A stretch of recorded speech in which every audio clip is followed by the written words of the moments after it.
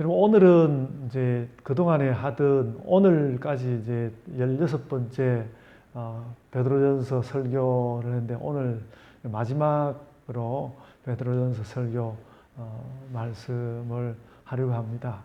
오늘은 이제 10절에 나와 있는 모든 은혜의 하나님이라는 그 말씀에 좀 주목을 하려고 하는데 은혜에 대한 생각이 참 많습니다. 요즘 참 여러 가지 이유들로 교회가 또 이제 이런 전염병으로부터 헤어나야 되기 때문에 은혜를 구하는 것도 있고 또 어려운 가운데서 또 어떤 교회들이 잘못해가지고 그 때문에 좀 사회로부터 너무 우리가 미운 틀이 바뀌지 않았으면 그런 생각에서 또 하나님 은혜를 구하기도 하고 은혜를 구하는 자리가 굉장히 많고요. 늘 이제 전에와는 달리 이제 예배를 드리면 이렇게 앞에 노트북도 켜두고 그 다음에 저 핸드폰으로 또 촬영도 하고 그러면서 하다 보니까 어디 좀 잘못된 게 없는지 늘 신경을 쓰고 그러다 보니까 제가 내 마음이 어디에 가 있는지 마음이 저기 핸드폰 옆에 가 있는지 여기 있는지 어디로 가는지 모르고 떠돌고 막 이렇게 하는 것 같아서 늘 예배를 시작하면 잘 시작했는지 헷갈리고 이제 그렇게 하는데 오늘 이렇게 또 예배 드리는 가운데 제가 이덕신 목사님 목소리가 이렇게 좋은 줄 몰랐습니다. 이덕신 목사님 기도 소리가 탁 들리는데 이렇게 마음이 탁 놓이면서 굉장히 그 은혜 받는 느낌 그런 게 들었습니다. 그래서 그 모든 은혜라는 그 은혜를 참 나누고 싶은 그런 마음이 오늘 많습니다. 오늘 아침에 또 이제 사모님하고 대화를 하면서 그런 이야기를 했습니다. 야, 한번 생각해봐도 커피를 마실 때 맨날 이렇게 단 거 꼭 그 단맛을 넣어야 되는 이유를 가만히 생각을 해봤더니 그게 이렇게 단맛이 들어가야 위로가 되는 것 같다고. 그냥 쓴 커피도 마실만 하긴 한데 단맛이 안 들어가면 위로가 안 된다고. 그래서 뭔가 좀 위로가 되는 하나님께서 우리에게 그렇게 단맛 나는 위로를 좀 주시면 좋겠다. 그런 생각도 합니다. 성경 말씀도 그 가나안 땅을 말할 때 젖과 꿀이 흐르는 가나안 땅이라고 그러잖아요. 단맛이 나야 뭔가 이렇게 은혜가 되고 그런 것 같고. 그래서 이제 먹는 것도 그렇고 모든 일들에서 우리가 그래서 오늘 말씀 이제 들어서자마자 나오는 그 모든 은혜라는 그 말씀이 우리에게 좀 깊이 좀 들어왔으면 좋겠다 하는 느낌을 받습니다. 좀 더 이제 말씀을 드리면 어제 이제 우리 오성현 형제가 이제 결혼식을 하는데요. 그 결혼식에 들어가 봤는데 이제 경산이었습니다. 대구보다 조금 더 남쪽에 있는 경산에 있는 예식장은 서울 못지 않더라고요. 굉장히 좋은 예식장이었는데 참 결혼식이라는 게 참 좋은 예식이구나. 그래서 우리도 옆에 누가 결혼할 사람이 있으면 빨리 결혼 좀 시켜야 되겠다. 그랬는데 코로나 바이러스 이것 때문에 사람들이 결혼식을 잘 안 하고 있으니까 오히려 요즘 결혼식 하기가 더 좋은 것 같아요. 예식장이 비어있는 자리가 많아가지고 결혼할 마음만 있으면 결혼할 수 있는 그런 데에서 옆에 결혼할 사람이 있으면 빨리 좀 결혼하도록 시키면 좋겠다. 결혼식이 참 좋은 예식이라는 느낌을 많이 받았는데 오성현 형제는 이제 저에게는 늘 이렇게 막내 동생 같은 느낌, 그런 느낌이 저에게 늘 있었거든요.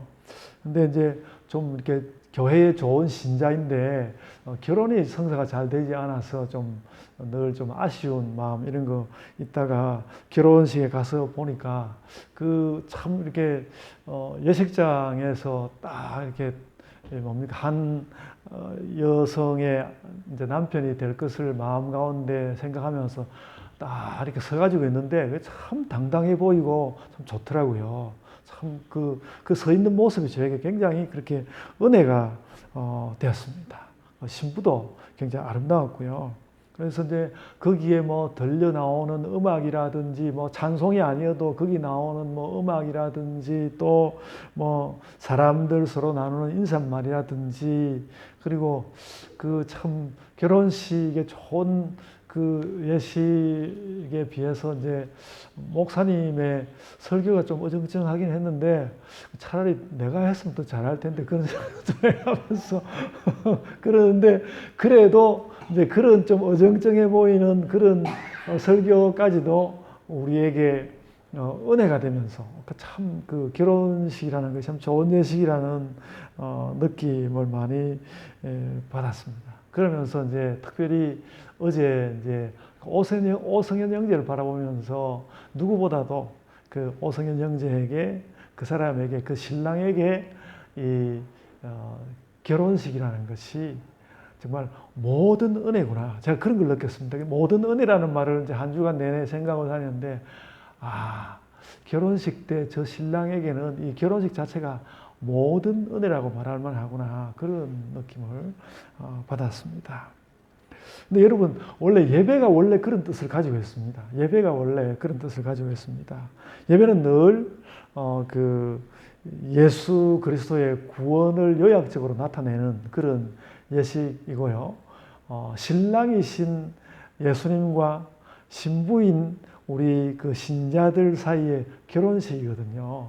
그 예배라는 것 자체가 그런 결혼식이 모든 은혜이듯이 우리의 예배가 늘 모든 은혜를 나누는 그런 시간입니다. 그래서 이건 잔치고 예배 시간은 좋을 수밖에 없는 그런 시간이다. 그래서 예배는 늘 하나님의 모든 은혜가 나타나는 시간으로 이렇게 예배가 드려지는 것이 좋다.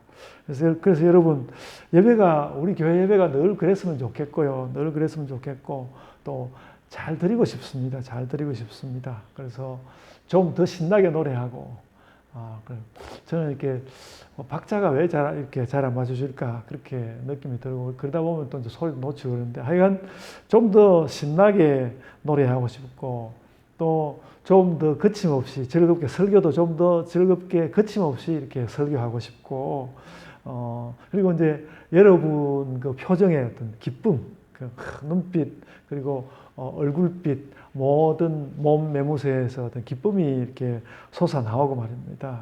그리고 그 어떤 말씀으로 서로 피차 진리를 깨우치고 그렇게 하는 시간이 되었으면 좋겠다. 뭔가 우리에게서 일어날 수 있는 예배라는 시간이 우리에게서 일어날 수 있는 모든 좋은 일이 일어나는, 제가 이제 학교에서 예배학 수업을 하면 그런 이야기를 하거든요.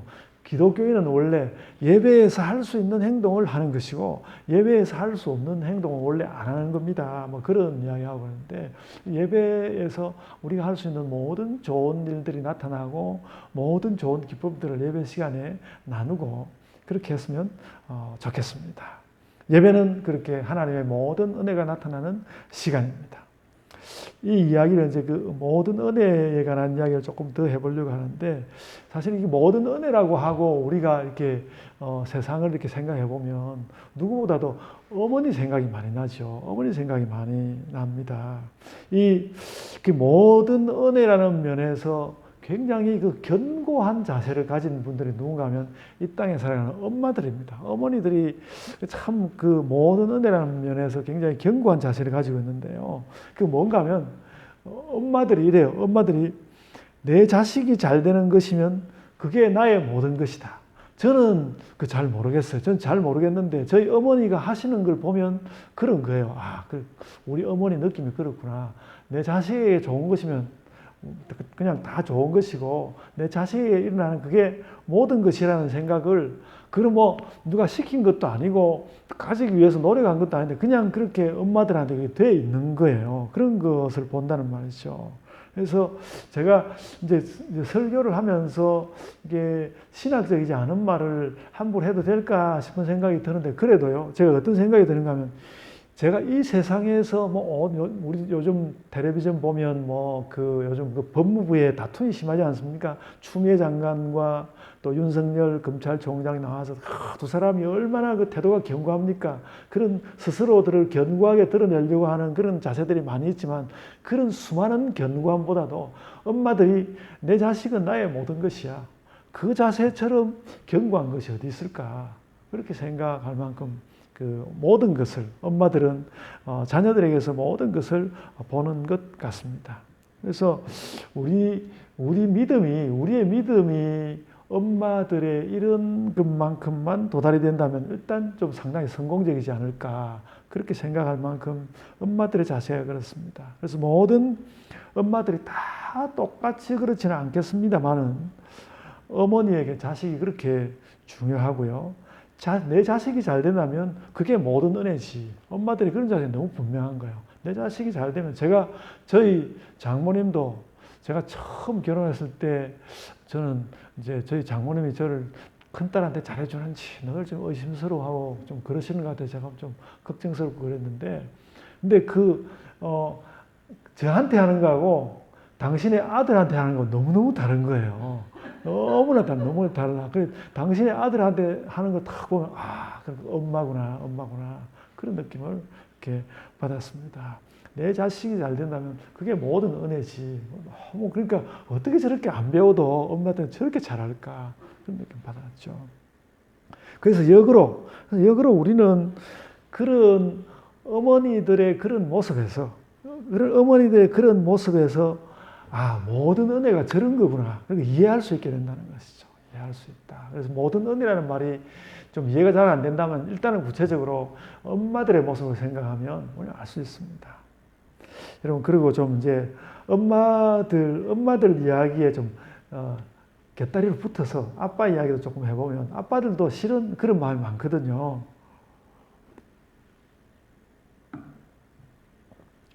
좀 아빠들은 엄마들에 비하면 약간 좀 흔들림이 있긴 하지만 아빠들도 그렇습니다. 여러분, 우리나라에 이순신 장군이 있다면 베트남에는 보응엔 지압 장군이라서 우리 지압 말고 이름이 지압 장군인데 지압 장군이 있습니다. 베트남 사람들이 제일 존경하는 그 장군입니다. 근데 최근 죽은 지가 몇 년 안 된 장군이에요. 102세를 살고 아주 대단한 생기가 대단한 베트남의 그 장군이었는데 이런 베트남은 원래 프랑스가 지배를 했거든요. 프랑스가 2차 대전이 끝났는데도 계속 베트남을 식민지로 이렇게 지배하려고 하고 있었습니다. 베트남이 그냥 있겠습니까? 그래서 전쟁을 해서 이 베트남이 프랑스도 물리치고 미국도 물리치고 독립했습니다. 그러면서 베트남이 대단한 나라예요. 프랑스군을 물리치고 미군도 물리치고 그래가지고 그들이 독립을 했죠. 그런 베트남 독립 전쟁들의 중심에 있는 사람이 지압 장군입니다. 특히 1954년에 절대적인 열세 가운데에서 베트남이 유명해요. 그 지명이 디엔비엔푸라고 해서 20세기 전쟁사에서 손에 꼽히는 전쟁입니다. 디엔비엔푸라는 곳에서 아주 굉장히 열세였는데 완전히 거기서 그냥 프랑스군을 박살을 내버렸습니다. 그래가지고 프랑스가 그 전투로 인해서 완전히 프랑스가 베트남에서 물러나갔습니다. 그래서 이 지압 장군은 현대 베트남에서 호치민과 함께 베트남에서 가장 존경받는 인물 가운데 한 사람인데요. 그런데 말입니다, 여러분. 이분이 모든 공직에서 은퇴하고 난 이후에 그의 아들이 뭔가 공직에 있다가 큰 비리를 저질렀습니다. 비리를 저질러서 사회주의 법이 엄해가지고 갔다 가면 이제 아들이 사형이 될지도 모르는 그런 상황이었는데 지압 장군이 자신의 받은 훈장이라든지 공헌들이 엄청 많은데 내가 받은 모든 공헌들과 내가 받은 모든 것을 전부 다 내려놓고 전부 국가로 다 되돌려 놓을 테니까 내 아들을 용서해 주십시오. 그렇게 해가지고 사회에다가 부탁해서 겨우 그 아들을 살려냈습니다. 제가 무슨 이야기를 하려고 하면 아버지도 이런 게 있다는 거예요. 전쟁 영웅인 아버지에게도 엄청난 베트남 역사에서 대단한 인물이거든요. 그런 대단한 인물에게도 아들은 모든 것이었습니다. 그래서 아버지들에게도 자식은 모든 것이고 모든 은혜가 느껴진다는 것이죠. 그런 모든 은혜를 저는 오늘 여러분에게 모든 은혜가 좀 느껴졌으면 좋겠다. 그것 때문에 여러 가지 이야기를 하고 있는데 모든 은혜와 관련해서 조금 더 이제 이성적으로 이야기를 해보면요. 누가 모든 것에 대해서 이야기하는 데 있어서 역사적으로 최고로 꼽으라면 제가 공부한 교육학자 코메니우스가 있습니다. 코메니우스는 모든 사람이 모든 것을 철저히 배우게 교육하라. 그게 그 사람의 교육학의 모토였습니다. 모든 사람이 모든 것을 철저히 배우게 하라. 그렇게 그 표를 내세우고 서양 근대 교육학을 출발시킨 사람이 코메니우스입니다.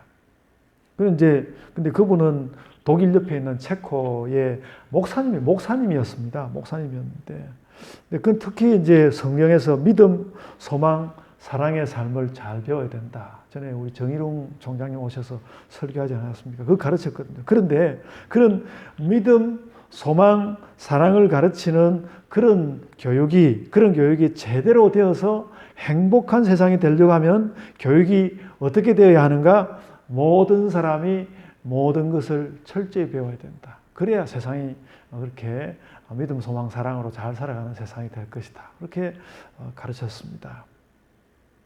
그래서 이것을 이제 교육만 아니라 모든 삶으로 옮겨놓고 싶은데요.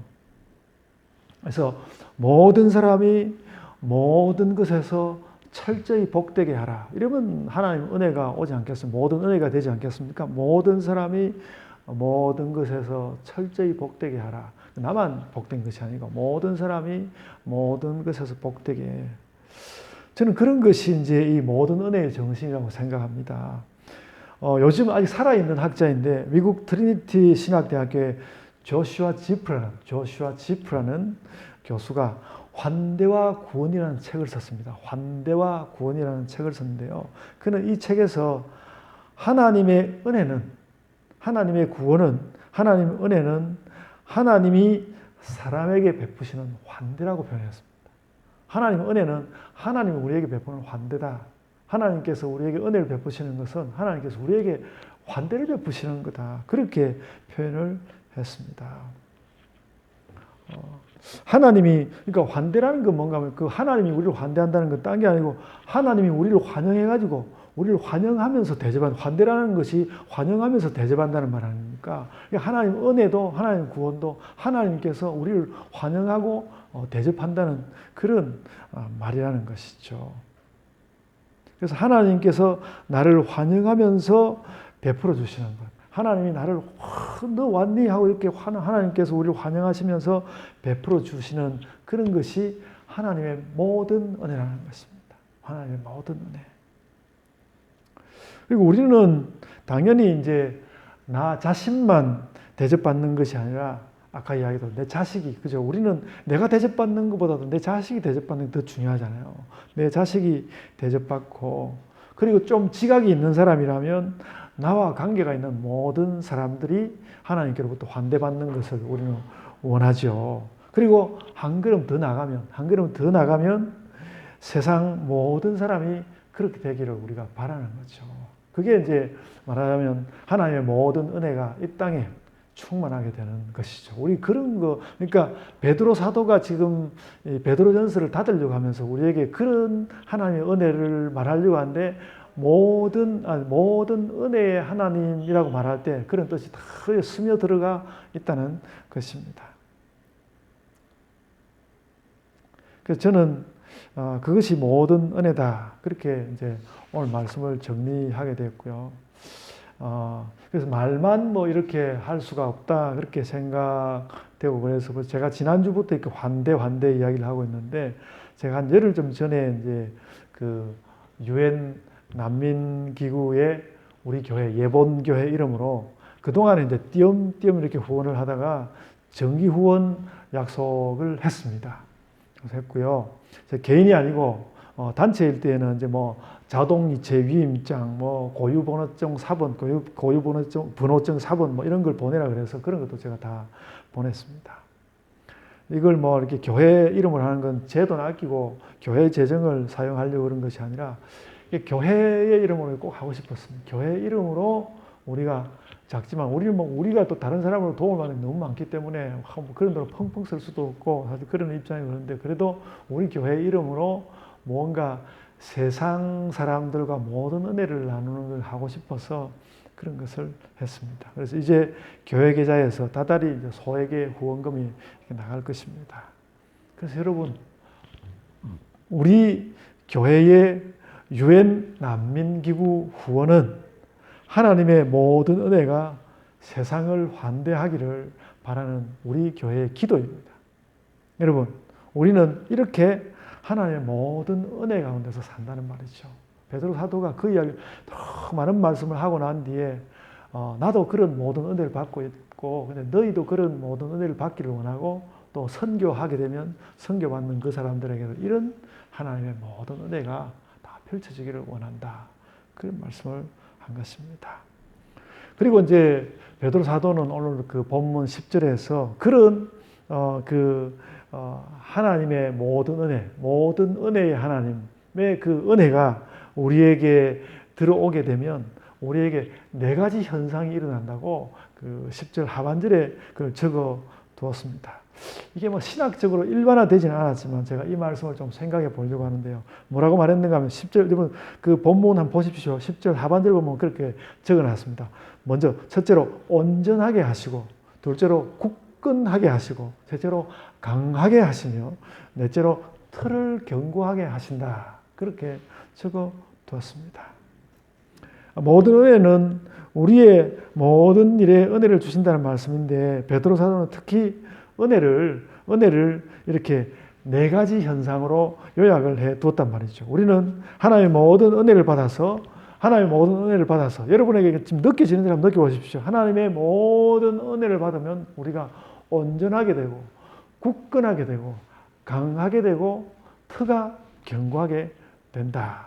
하나님의 은혜를 받아서 너희가 그렇게 되기를 원한다. 베드로 사도가 지금 그 아나톨리아 교회들을 향해서 그 말씀을 하고 있는 것입니다. 뭐 짤막하게만 좀 말씀해 보면요. 이 온전하게 된다는 말은 모든 은혜라는 말에 딱 호응한다고 생각됩니다. 그러니까 하나님의 모든 은혜가 오면 우리가 온전하게 된다는 것이죠. 그러니까 하나님의 은혜가 찔끔찔끔 조금씩만 오면 우리가 온전하게 되기 어려운데 하나님의 은혜도 모든 것이 오니까 우리들도 소소하게 이건 잘하고 저건 못하고 또 때로는 잘했다 때로는 못하고 그런 게 아니라 온전히 잘하게 된다. 우리가 온전하게 된다는 것이죠. 하나님 모든 은혜를 주셔서 여기저기 부족한 점을 이기게 해 주십시오. 우리가 그런 기도를 가져야 된다고 보고요. 그래서 성경 전체로 봐도 예수님을 믿는 신자들이 그러니까 예수님을 믿는 신자들이 여러 가지 소원을 가지는데 전반적으로 보았을 때 하나님을 믿는 신자들이 가장 일반적으로 가졌던 소원은 뭔가 하면 하나님을 믿어서 온전한 사람이 되는 것이었습니다. 온전한 사람이 되는 것이었습니다. 베드로도 이렇게 하나님의 모든 은혜로 온전한 신자가 되기를 원했고요. 베드로가 그랬고, 바울의 이 이야기를 모든 이 세상에 살면서 실천적인 뭐를 하는 사람은 전부 다 이 골로새서 1장 28절을 말씀하거든요. 제자 훈련하는 사람도, 선교하는 사람도, 교육하는 사람도 골로새서 1장 28절을 말하는데요. 골로새서 1장 28절에 뭐라고 말씀하는가 하면 우리가 그를 전파하여, 예수님 전파한다는 말이죠. 그를 전파하여 각 사람을 권하고 모든 지혜로 각 사람을 가르치면 각 사람을 그리스도 안에서 완전한 자로 세우려 하매니, 이 완전하다는 말이나 온전하다는 말이랑 거의 같은 말이거든요. 그래 다 해가지고 그를 온전한 사람으로 세우려고 한다. 바울 사도도 이렇게 가르쳤습니다. 여러분, 그래서 우리가 신자가 되었다는 것은, 내가 신자가 되었다는 것은 무슨 전공 과목을 택해가지고 내가 이것만은 잘해야지 그런 것이 아니라 이게 뭐든지 잘하는, 그 믿음과 관련해서 뭐든지 잘하는 온전한 신자가 되겠다는 결심을 했다는 뜻입니다. 그래서 나는 믿는 일 가운데 이것만 잘해야지 저것만 잘해야지 그런 게 아니라 전부 다 잘하겠다는 그런 결심을 했다는 뜻을 갖는 것입니다. 그리고 그 온전함, 그렇게 온전하게 되는 것에는 물론 내 노력이 들어가야죠. 내가 노력해야 하지만, 내 노력이 들어가야 하지만, 그래도 온전함을 이루는 것은 하나님께 달렸다는 것이죠. 온전함을 이루는 것은 하나님께 달렸다. 어떻게? 하나님께서 모든 은혜를 주시니까 온전해진다는 것입니다. 우리가 노력 안 하는 건 아닌데, 우리가 노력하는데 그래도 온전함을 이루는 것은 하나님께서 모든 은혜를 주시니까 그게 된다는 것이죠. 그래서 여러분, 온전과 완전으로 나가시기를 바랍니다. 그래서 그걸 하기 위해서 많이 노력하십시오. 많이 노력하시기를 바랍니다. 그러나 노력보다는 하나님을 향한 소원으로 온전과 완전에 나가는 것이 맞습니다. 그래서 온전과 완전의 노력보다는 온전과 완전의 소원이 우리를 온전과 완전에 도달하게 할 것입니다. 그래서 어쩌면 우리는 그런 생각을 합니다. 어쩌면 우리는 실천을 막 해야 되지만, 실천을 많이 해야 되지만 우리는 실천보다는 하나님을 향한 소망으로 우리의 삶을 만들어가는 것일 거다. 제가 오늘 이 말씀을 보면서 그런 걸 느꼈습니다. 그러니까 하나님이 모든 은혜를 주셔서 우리가 온전하게 되는 거니까. 그래서 우리가 막 실천하고 노력하고 그런 거 무수히 많이 해야 되지만 그래도 그게 온전하게 되는 것은 하나님을 바라보는 소망을 통해서 되는 것이다. 우리의 삶은 하나님을 바라보는 소망으로 되는 것이다. 그런 생각을 하게 되었습니다. 뭐 실천은 없이 소망만 가지는 것이 아니라 우리가 실천하기 전에 소망, 그리고 실천하고 나서 소망, 또 실천 위에 소망, 실천보다 소망, 이렇게 그런 소망을 가지고 우리가 온전한 신자들이 된다는 것입니다. 베드로전서가 이 소망의 복음이라고 그랬다 하지 않습니까? 그러니까 실천이 대단한데 베드로 사도도 너희들이 그렇게 선행해라 약하더라도 선행하고 교회 높은 자는 더 선행하라 그렇게 이야기했지만 그보다도 너희가 이런 소망을 가지고 나아가라. 하나님의 그 온전한 은혜에 대한 소망을 가지고 나가라. 그렇게 가르치고 있는 것입니다. 여러분, 모든 은혜로 일구는 신자의 삶 첫 번째가 온전인데 사실 뒤에 나오는 세 가지는 다 비슷해 보입니다. 뒤에 나오는 세 가지, 굳건하고 강하고 견고하고 다 비슷한 거 아닙니까? 그건 이제 아주 세세하게 뭐 찾아보면 좀 다른 뜻도 있겠지만은 제가 그냥 이렇게 보기에는 다 비슷한 말로 보여요. 비슷한 말로 보입니다. 그래서 그 말씀을 보면서 베드로 사도도 얼마나 이렇게 그러니까 굳건하고 강하게 되는 것이 참 이게 쉽지 않았다는 것을 알 수 있습니다. 그러니까 뭐 바깥에서 공격하는 이들도 있고 내가 약해서 안 되는 것도 있고 하여간 형편이 안 되고 그러니까 뭔가 굳건하고 강하게 되고 싶은데 그게 잘 안 되는 거죠. 그러니까 얼마나 베드로도 그걸 원했으면 하나님 저를 굳건하게 해주시고 강하게 해주시고 견고하게 해주십시오. 우리 저 아나톨리아 교회 사람들도 그렇게 되게 해주십시오. 그런 소원을 베드로 사도가 가지게 된 것이거든요. 여러분, 우리가 늘 약하고 늘 넘어지고 늘 흔들리고 늘 의심하고 늘 토라지고 늘 실수하고 늘 투덜거리고 늘 허점 보이고 늘 또 틀리고 잘못하고 늘 후회하고 나는 언제 이런 것을 좀 넘어서 보나 그런 생각 참 많이 하지 않습니까? 근데 여러분 다 그렇죠. 나는 언제 좀 이런 거 넘어서 보나 그런 생각하는데 베드로도 그렇게 생각했고요. 많은 신앙의 위인들이 다 자신들도 그렇게 생각했습니다. 그래서 나에게 뭐 그런 실수가 있는 것을 한탄스러워하기보다는 우리가 하나님께 마음을 열고 하나님 모든 은혜를 주옵소서 그런 소망을 가지고 가는 것이 더 우리에게 좋다는 것입니다. 그래서 늘 강하고 견고해지기 위해서 노력하고 그러나 그 노력 위에 우리의 소망을 둡시다. 하나님 저희에게 하나님의 그 모든 은혜를 주옵소서. 베드로 사도가 그런 모든 은혜를 아나톨리아 교회 사람들에게 나누어 주고 싶었던 것이죠.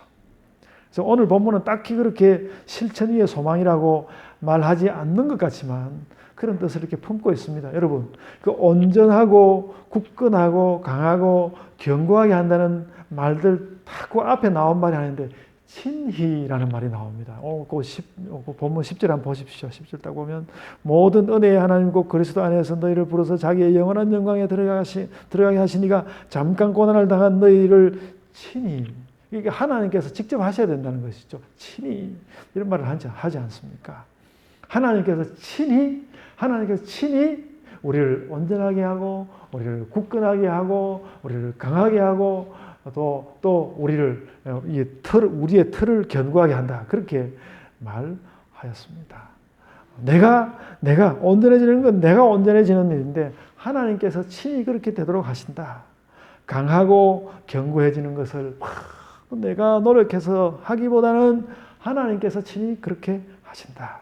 여러분, 우리가 온전하고 견고해지기 위해서 온전하고 견고해지기 위해서 막 노력합시다. 여러 가지 노력을 합시다.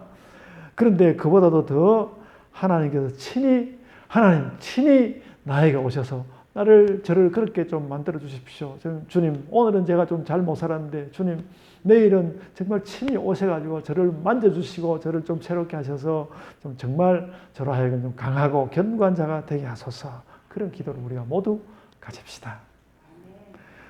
여러분, 이제 베드로 전서 말씀을 이렇게 닫으려고 합니다. 우리는 모든 은혜를 받았어. 하나님의 모든 은혜를 받아서 기독교인의 온전에 이르고 견고하여져야 하는데, 물론 우리의 노력을 다 해야 하지만 그보다는 하나님을 향한 소망으로 마침내 그런 믿음의 경지에 탁 서야 하겠단 말입니다. 내가 정말 이렇게 이제 굳건하고 강하게 되었구나.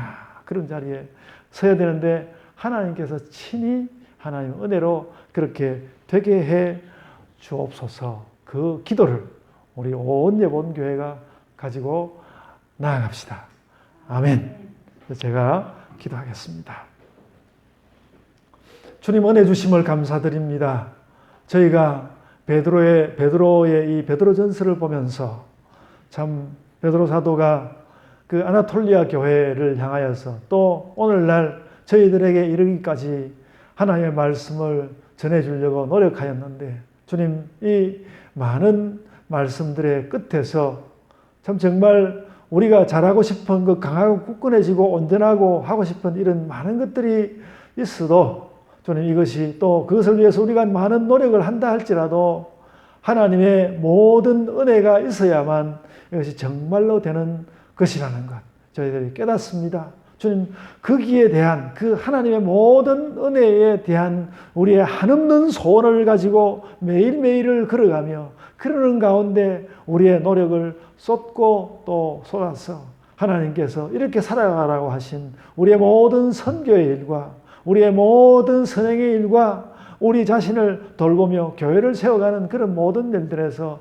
우리가 마침내 우리에게 주어진 모든 소명들을, 우리에게 주어진 일들을 감당케 하여 주옵소서. 저희가 그와 같이 하면서 나아갈 때에 하나님과 함께 호흡하며 또 성령님의 그 탄식함으로 함께 탄식하고, 그래서 늘 그 하나님의 숨결, 예수 그리스도의 그 일하시는 느낌, 그런 것들을 함께 가지고 우리 예본교회가 조금도 실망하지도 아니하고 게을러지지도 아니하고 예수 그리스도의 하나님의 정병으로 하나님의 일을 만들어가는 우리 예본교회 되게 하여 주옵소서. 저희들은 삶으로 아버지 하나님께서 영광 삼아 주옵소서. 감사하옵고 예수님 이름으로 기도드리옵나이다. 아멘.